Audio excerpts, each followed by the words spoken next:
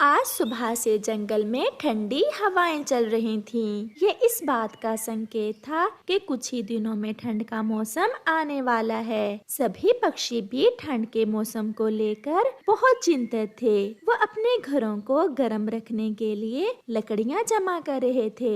तोते भैया, अब कुछ ही दिनों में ठंड शुरू हो जाएगी। मैं अपने घर में आग जलाने के लिए लकड़ियां लेने जा रही थी। क्या आप भी जाओगे मेरे साथ? हाँ चिड़िया बहन, इस बार तो मैं काफी लकड़ियां जमा कर लूंगा। पिछली बार मैं ऐसा ना कर सका और मैं ठंड में ठठरता रहा था। तो फिर चले। मुझे पता चला है पहाड़ों के पास कुछ सूखी लकड़ियां हैं। हम वहाँ से कुछ लकड़ियां ले आते हैं। तोता और चिड़िया पहाड़ों की दिशा में चले जाते हैं। फिर चिड़िया लकड़ियां उठा उठा कर लाती और तोता उन्हें एक जगह जमा कर रहा था। शाम होने से पहले पहले उन्होंने कुछ लकड़ियां जमा कर ली। अच्छा ही हुआ जो हम आज इधर आ गए। दूसरे जंगल के पक्षी तो पहले ही लकड़ियां उठा कर ले गए हैं। अब ये कुछ ही लकड़ियां थीं जो हमें मिली हैं। अब चलो तोते, जितनी भी हैं इनसे हमारा ठंड का मौसम आराम से गुजर जाएगा।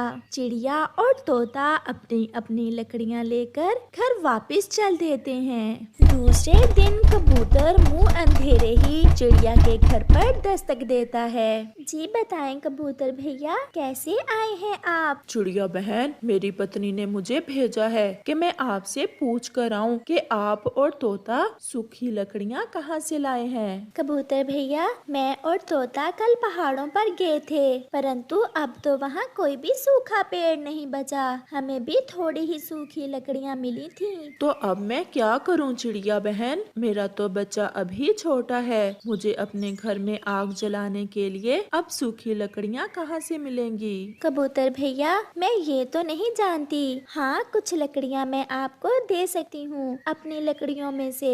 नहीं चिड़िया बहन, मैं कोशिश करता हूँ, शायद कहीं से मिल जाए। फिर कबूतर सारा जंगल घूमता है, परंतु उसे कहीं से भी कोई सूखा पेड़ नहीं मिलता। फिर वो घने जंगल में पहुंच जाता है। वो एक बड़े पेड़ के पास जाकर बैठ जाता है। अभी धूप है, मैं ऐसा करता हूँ, इस बड़े पेड़ से कुछ लकड़ियाँ काट लेता हूँ। ठंड आने से पहले पहले वो लकड़ियाँ तो सूख ही जाएंगी। ऐसा सोचते हुए कबूतर अपना कल्हाड़ा लेकर उस बड़े पेड़ की तरफ बढ़ता है। रुको रुको कबूतर, ये आप क्या करने जा रहे हो? क्या क्या पेड़ जी, ये आप बात कर रहे हैं? हाँ, मैं बोल भी सकता हूँ और मैं ये जानता हूँ कि आप मुझे काटने आए हो। मुझे माफ करना दोस्त, मैंने पूरा जंगल घूमा, मुझे कहीं से भी कोई सूखा पेड़ नहीं मिला, इसलिए मैंने सोचा कि आपको ही काट लेता हूँ। कालू जी, देखो तो ये पेड़ इस कबूतर से क्या बात कर रहा है। कालू कौवा और गोरी कौवी पास में छुपे बैठे कबूतर और पेड़ की बातें सुन रहे थे। कबूतर, आ मुझे ना काटना, मेरे पत्तों में एक खास शक्ति है। आ मेरा एक पत्ता तोड़कर उसे अपनी चोंच में लेकर जो भी मांगोगे आपको मिल जाएगा। सच? अगर ये सच है तो फिर मेरा काम हो गया। मैं केवल कुछ सूखी लकड़ियां ही चाहूंगा और वही मेरी जरूरत है, मुझे और किसी चीज की जरूरत नहीं है। फिर कबूतर उस पेड़ का एक पत्ता तोड़कर अपनी चोंच में लेता है और कुछ सूखी लकड़ियों के बारे में सोचता है। अचानक कबूतर के सामने एक गठरी सूखी लकड़ियों की आ जाती है, जिसे लेकर कबूतर खुशी खुशी अपने घर चला जाता है। कालू जी, कुछ देखा? हाँ, और ये भी कि ये कबूतर कितना पागल है, कुछ सूखी लकड़ियों पर ही खुश हो गया।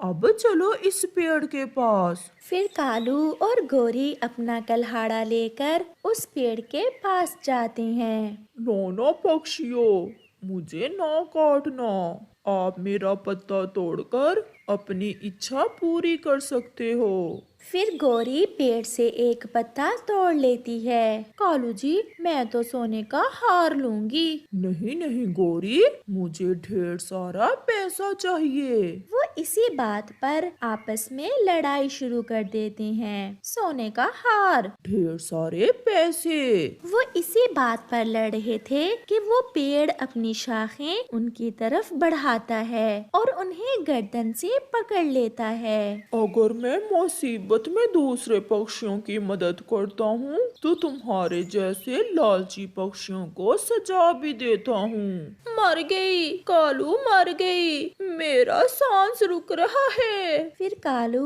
और गौरी पेड़ से माफी मांगते हैं और फिर कभी लालच ना करने का वादा करते हैं और वो पेड़ उन्हें छोड़ देता है। ऐसे कालू और गौरी को खाली हाथ ही वापस जाना पड़ता है। चिड़िया का बेटा कुकू और कव्वे का बेटा जग्गू आपस में दोस्त थे। हर रोज की तरह आज फिर वो दोनों खेलने के लिए जा रहे थे। कुकू, चलो थोड़ा आगे चलते हैं। फिर वो उड़ते उड़ते थोड़ा आगे नदी पर चले जाते हैं। चलो हम यहाँ छुपन छुपाई खेलते हैं। जग्गू, पहले तुम छुपो और मैं तुम्हें ढूंढता हूँ। नहीं कुकू, पहले तुम छुपो और मैं ढूंढूंगा। चलो मैं ही छुपता हूँ। फिर कुकू छुपने के लिए चला जाता है। जग्गू कुकू को ढूंढने लगता है। वहाँ दो छोटे पक्षी आ जाते हैं। एक किकी था और दूसरा बुलबुला। जग्गू, हर समय कुकू से ही खेलते रहते हो, उसे छोड़ो और तुम हमसे दोस्ती कर लो। हम तुम्हें अमरूदों के बाग की सैर भी करवाएंगे और मीठे पानी के झरने पर भी लेकर जाएंगे।